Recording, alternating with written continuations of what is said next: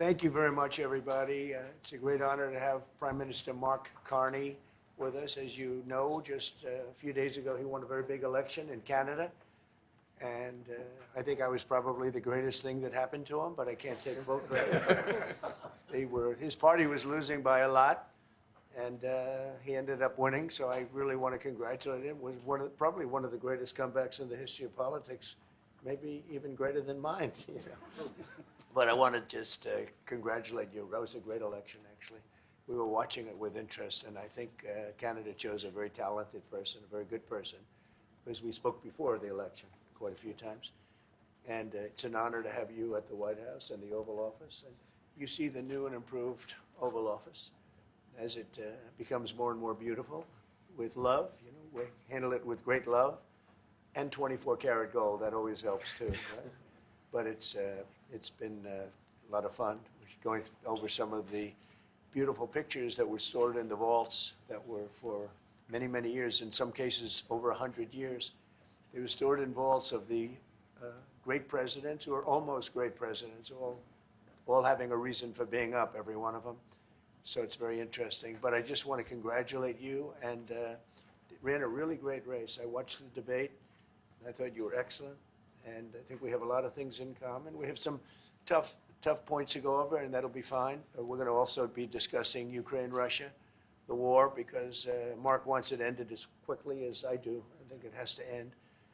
We had some very good news last night. The Houthis have announced that they are not, or they've announced to us at least, that they don't want to fight anymore. They just don't want to fight. And we will honor that, and we will stop the bombings, and they have capitulated, but more importantly, we will take their word. They say they will not be blowing up ships anymore, and that's what the purpose of what we were doing. So that's just news. We just found out about that.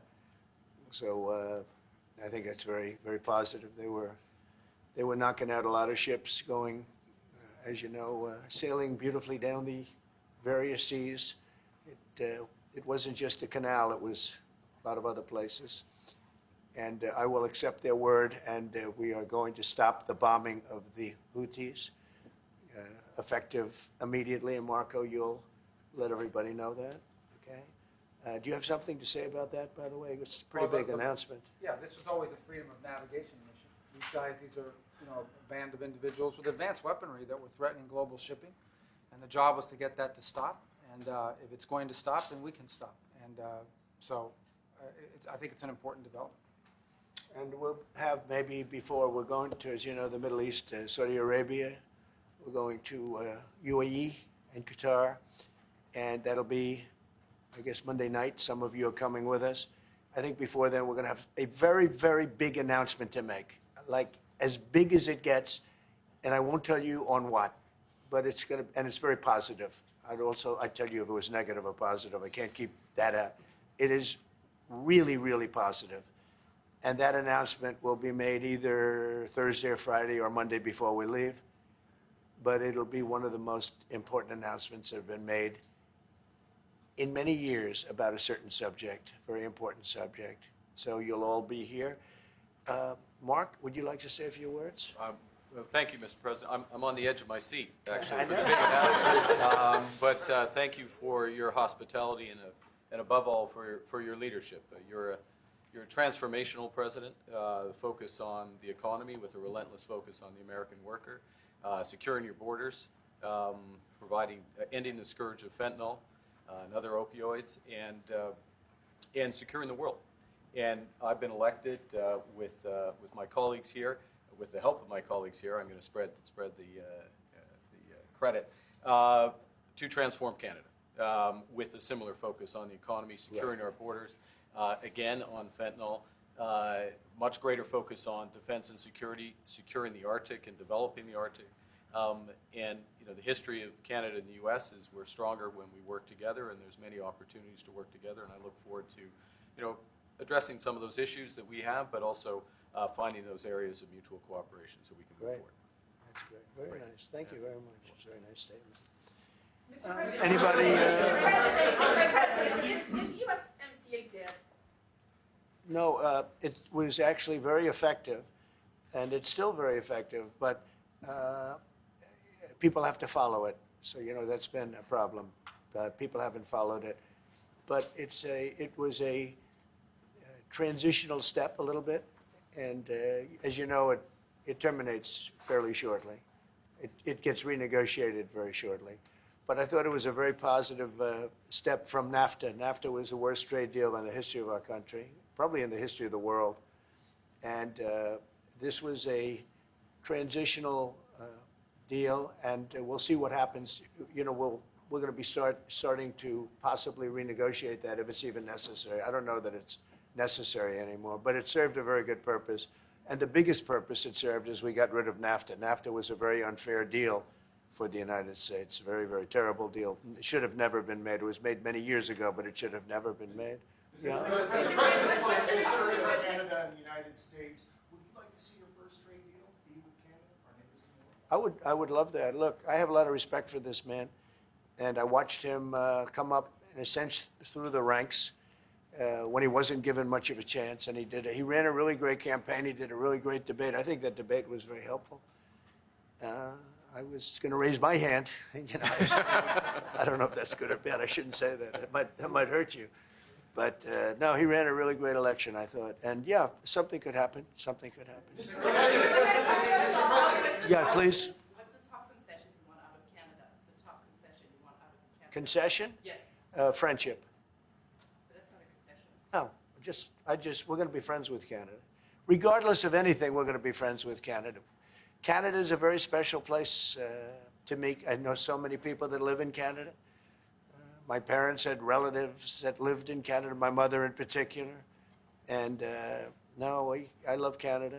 I have a lot of respect for the Canadians. Wayne Gretzky, I mean, how good, the great one.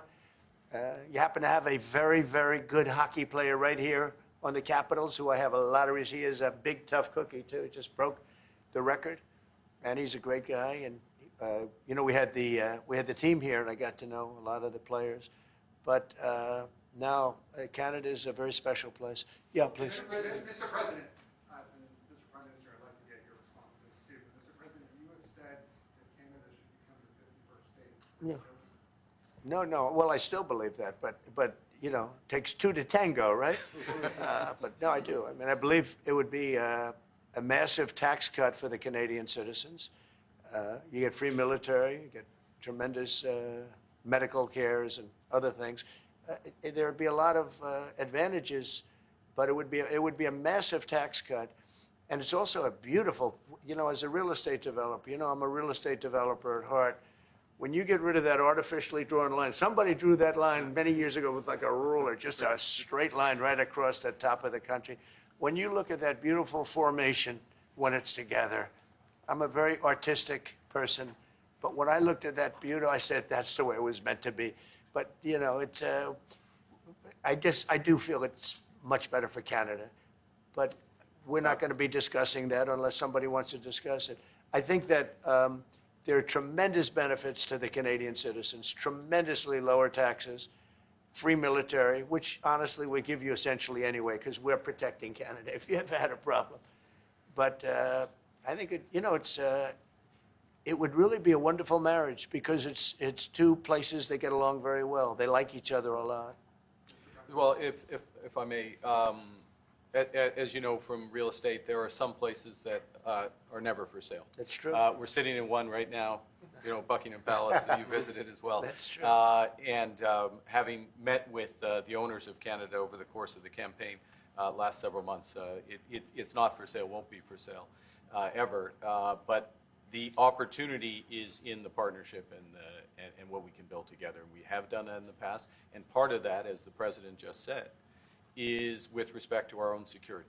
And my government is committed for a step change in our investment in Canadian security and our partnership, and I'll say this as well, that the President has revitalized international security, revitalized NATO, and us playing our full weight in NATO, and that will be part of it.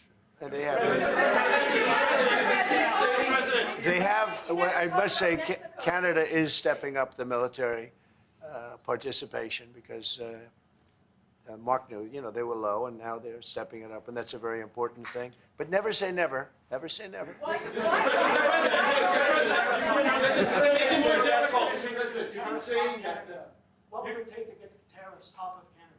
Well, we'll be talking about different things. Like, you know, we want to protect our automobile business, and so does Mark. But we want to make the automobiles, and we want to, you know, we have a tremendous abundance of energy, more than any country. We have, just in Alaska alone, Anwar has been reopened now. Anwar is probably the largest find anywhere in the world. They say it's larger than Saudi Arabia. I don't know, but it's a lot. But we have tremendous amounts of energy. Other countries don't. We're both lucky in that way. They have energy. We have energy. We have more than we can ever use and more than we could ever sell, actually, and you have the same thing. So we're two countries that are very lucky. If you look at China, they don't have that. You know, it's a big disadvantage. Other countries, most countries don't have. You know, most countries don't have that. So Canada and us, we have a lot of advantages over other places. Mr. President, when you consider what Mr. Carney just said, that Canada is not for sale, does this make the discussion a little more difficult to start on? No, not at all. No, not at all. No, time will tell. It's only time. But I say never.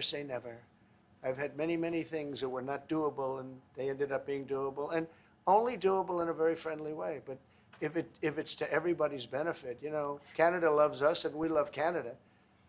That's, I think, the number one thing that's important.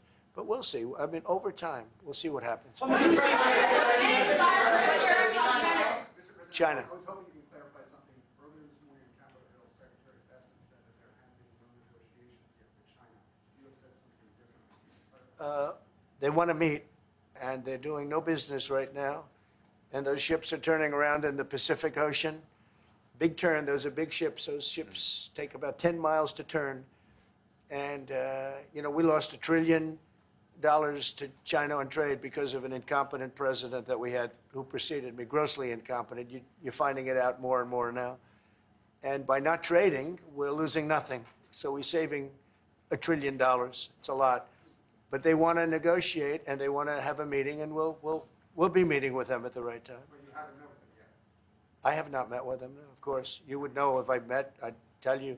They want to meet, but, you know, we are right now, look, they're suffering greatly. Their economy is suffering greatly because they're not doing trade with the U.S., and they made most of their money off the U.S. Don't kid yourself. They don't make the money off other countries like this. And they were making, we had a trade imbalance. We had a deficit, or they had a surplus, another way of saying it, of more than $1 trillion. Think of it, more than $1 trillion. And because of 145%, that's the only reason, but because of, they have now 145% tariff, there's no trading. You can't trade with 145%. We are, therefore, making, in a certain way, I guess, $1.1 trillion. In other words, we're not losing $1.1 trillion. Our deficit is much better. When I started, I say we were losing billions of dollars a day on trade. That's rapidly turning around. We looked at numbers this morning. So we were losing, the United States during Biden was losing more than, I won't even give you numbers because they're so embarrassing, but billions of dollars a day on trade. Those numbers are rapidly turning between the tariffs. Don't forget, we're now getting 25% on cars, 25% on aluminum, 25% on steel, and maybe more importantly, massive numbers of companies are moving into the United States. Honda, we have tremendous, the car companies are moving in at levels we've never seen before. The biggest investment ever made in the United States is being made right now. Trillions of dollars. I would say we could be at $9 trillion. You could go back to other presidents. They haven't had $1 trillion for their entire term. Look at Biden. He had bad numbers. People were leaving. They weren't coming in. They were leaving with Biden, and he didn't know the difference. The only thing he knew is people coming in. You know who they were? Illegal immigrants, okay, from prisons, from mental institutions, from all sorts of places that weren't good, from gangs, from Venezuela. They were coming in and they were criminals and murderers. 11,888 people that murdered, and at least half of them murdered more than one person. This is what Biden led into our country. I'm bringing in big companies. We have Apple is investing $500 billion. We have Jensen, as you know, is going to be 500 biggest chip maker, or chip thinker, I call him. He's really a thinker more than a maker. But we also have the maker, Mr. Wei. I get to know them all in the last, it was a cram course. But they're all moving into America because of the tariffs. And I don't think people have appreciated it. Some people do. Some of the smart people do. So we have more money coming in. It's really an amazing thing. We have more money being invested in the United States now than at any time ever before in our history, and it's not even close. And I think the real number could be 9 or 10 trillion. We don't know everybody that's doing it. We have many. I just heard about a plant that's being built right now, a very, very top-of-the-line company. And they didn't come to the White House. They're just doing it because they're making it because if they build here, there are no tariffs. And this is the big market. This is the market. That sets us apart from it. This is the market where everyone wants to be. Now, if I didn't come here and do this, all of a sudden we wouldn't be the market where everyone wants to be. So we're able to do it in time. But we're going to have a great announcement. And I'm not necessarily saying it's on trade. Going to the beginning, we're going to have a great announcement over the next few days, an announcement that will be so incredible, so positive. And I'm not saying, I don't want you to think it's necessarily on trade. Just to finish, we also have a situation, because everyone says, when are you going to sign deals? We don't have to sign deals.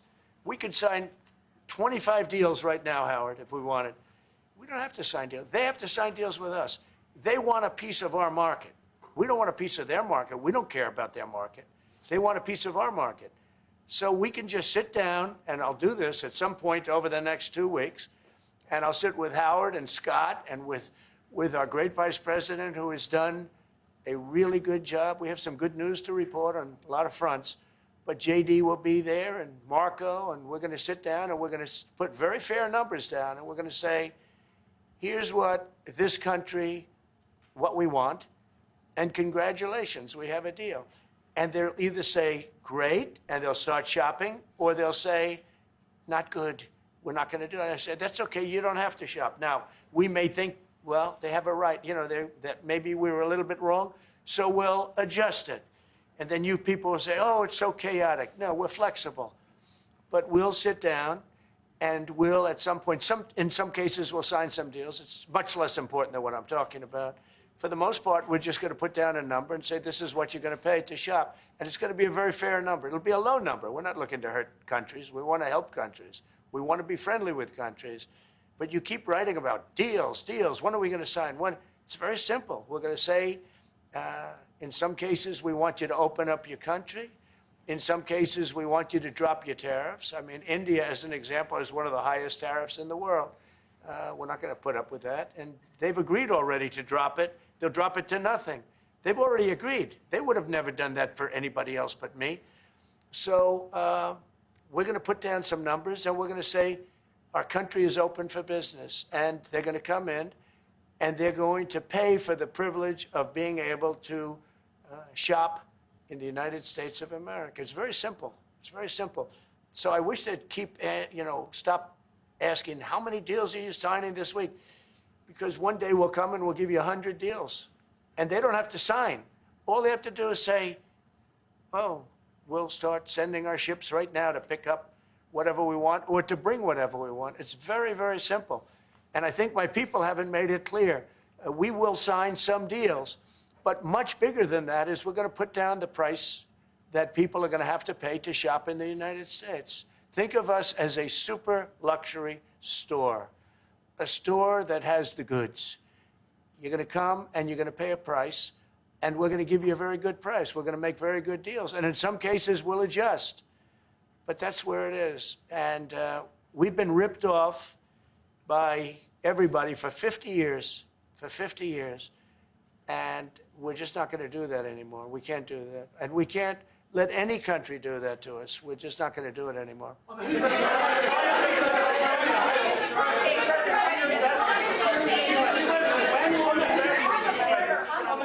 you tell us a bit more about the deal that you've reached with the Houthis? No, it's not a deal. They've said, please don't bomb us anymore, and we're not going to attack your ships. And where did you hear about that? It doesn't matter where I hear it. The very good source, I could tell you.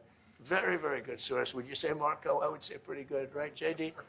A very good source. No, they don't want to be. They don't want to be. They don't want to be bombed anymore. You know, I sort of thought that would happen.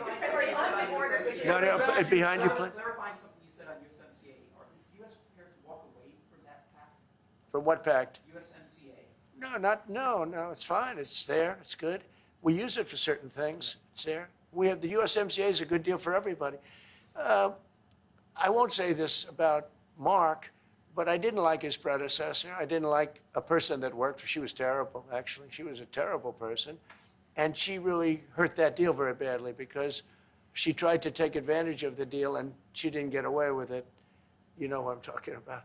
But so, you know, we had a bad relationship having to do with the fact that we disagreed with the way they viewed the deal. And we ended it. You know, we ended that relationship pretty much. The USMCA is great for all countries. It's good for all countries. We do have a negotiation coming up over the next year or so to adjust it or terminate it. Mr. President. I'll say a word on USMCA, if I may, Mr. President. It is a basis for a broader negotiation. Some things about it are going to have to change. And part of the way you've conducted these tariffs has taken advantage of existing aspects of USMCA. So it's going to have to change. There's other elements that are come, and that's part of what we're going to discuss. Right.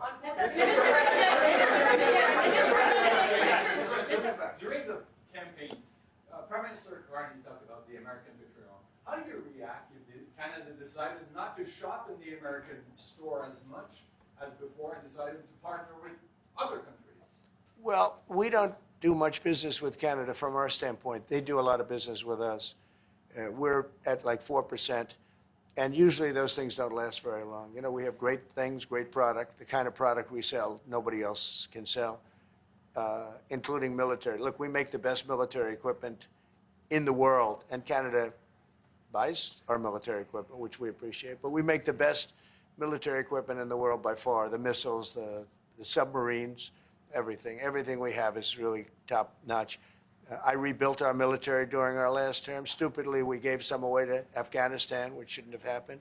But that was, I think it was the most embarrassing moment in the history of our country. It was just very incompetent people. But if you look, the man that's now the head of our Joint Chiefs, he led the attack on ISIS for me. That's why he's the head of the Joint Chiefs. And Raisin Kane, he was unbelievable. And as you know, we defeated ISIS. In 3 weeks. It was supposed to take 5 years. We did it in 3 weeks. And he ran the campaign. I said, I like him. But I knew him before. I went to Iraq, and we agreed to a plan, and that was the plan. And as you know, we did it in record time. So we have, you know, we have the best equipment in the world. We have the best, a lot of things. And but Canada, it does a lot more business with us than we do with Canada. Yeah. Mr. President. And as you measure your investments, Mr. President, when do you think the investments that you've announced, the trillions, will finally hit economic data this year? When you're saying about the tariffs? No, about the investments that you've announced. Oh, it's hitting right now. Look, they're already starting AI plants. These are not people that look for financing. That's a good thing. You know, in real estate, you get a site, then you have to look for financing, you have to get your zoning, you know, 5 years later you start building, you get a bank, then the bank's no good. And these people have massive amounts of cash. The CHIPS Act was a ridiculous thing because that doesn't get them to build. All we did is hand very wealthy companies money. The CHIPS Act that was done by Biden. Billions, we give them billions of dollars. They don't even have to do anything with it. And then if you weren't, if you didn't have, and I don't want to be a wise guy, but if you didn't go with the DEI, if you didn't go with all of the different things, woke, if you weren't woke, you couldn't even use the money. You had to have a certain percentage of this and that and that and that. It's impossible to have. The companies actually complained to me. They said, they gave me all this money, but nobody can get these people to do anything. I mean, look, President Obama, and if he wanted help, I'd give him help because I'm a really good builder and I build on time, on budget. He's building his library in Chicago. It's a disaster. And he said something to the effect, I only want DEI, I only want woke. He wants woke people to build it. Well, he got woke people, and they have massive cost overruns. The job is stopped. I don't know. It's a disaster. And I don't like that happening because I think it's bad for the presidency that a thing like that should happen. He's got a library that's a disaster. And he wanted to be very politically correct, and he didn't use good, hard, tough, mean construction workers that I love, Marco. I love those construction workers. But he didn't want construction workers. He wanted people that, like, never did it before, and he's got a disaster in his hands. Like millions of dollars, really many millions of dollars over budget. And I would love to help him with it, or somebody else. I could recommend professionals. But it was not built in a professional manner.